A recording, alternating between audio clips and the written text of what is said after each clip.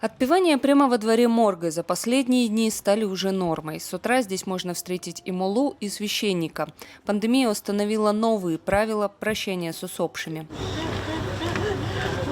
Больших пробок у въезда в морг сегодня не было, но машины агентства ритуальных услуг и скорой постоянно привозили тела умерших. Ожидающих вокруг в разы больше, чем было еще пару месяцев назад. Людей очень много. Тут же одновременно и выдают они, как говорится, членов семьи. И тут же привозят новеньких. Столпотворение, долгое ожидание документов. По-моему, здесь еще больше заработаешь коронавирус, чем где-то что-то. Ирина рассказывает, столпотворение не первый день. Чтобы не толкаться утром, решили прощание с родственницей организовать после обеда. А утром здесь вообще не пройдешь. Много машин, много людей. Тут же отпевают, тут же отчитывают.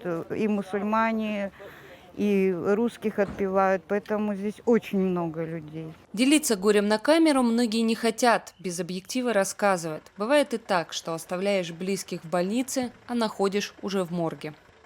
Зашли и узнали, что она уже в морге, она уже умерла, сами в морг отправляют. И сейчас нам давать не будут ее, прям вот эту ритуальную службу зайдут. Я первый раз сталкиваюсь, мне сказали вот такую-то сумму. До этого я не сталкивался, поэтому мне не с чем это сравнить, понимаешь? Но в любом случае земля подорожалась. Вот. А здесь услуги, в принципе, Где-то до 30-40 тысяч. Пару недель назад руководство морга заявляло, что умерших поступает больше, но места все еще есть. Так это или нет, журналисты не знают, СМИ в здание не пускают. О том, что сейчас не время для пресс-туров и интервью, глава патологоанатомического бюро Валентина Пахман написала в своем блоге. Я официально заявляю, в морг не будет допущен ни один журналист, не потому что там есть что скрывать, а потому что это красная зона. И вход туда сейчас небезопасен, и еще потому, что вы своим приходом затормозите работу людей. А это сейчас не нужно ни работникам, ни родственникам умерших. Люди работают на износ, и каждый из них рискует жизнью. Пиар здесь неуместен.